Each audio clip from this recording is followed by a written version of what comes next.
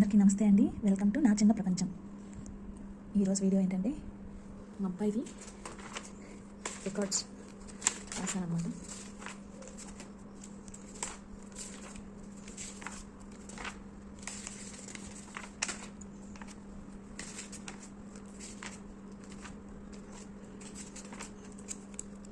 ఇవి నలకూడదంట, కొట్టేయాలి ఉండకూడదంట.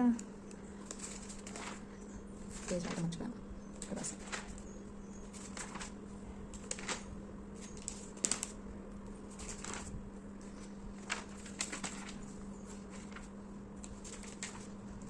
అది నీట్గా ఉండాలంట.